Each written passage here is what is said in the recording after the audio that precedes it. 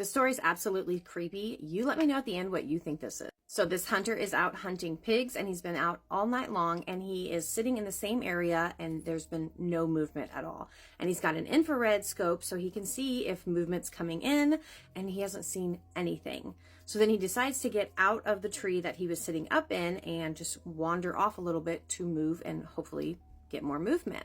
So he moves a little bit and then all of a sudden he sees this infrared thing moving and he's like, oh sweet, like the pigs are showing up, like let's go time. And all of a sudden he's looking through his scope where he can see obviously the infrared, and this blob of infrared just stands up and it's this tall, linky, like human, but it's not human.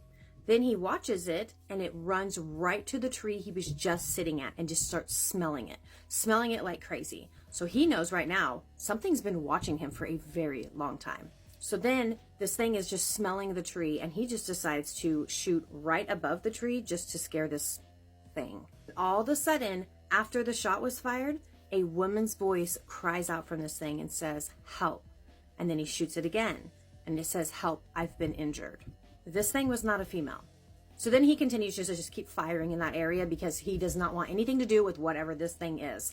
And all of a sudden this thing kind of takes off and wanders away and he gets the heck out of there and goes into his truck, never ever to go into that field again.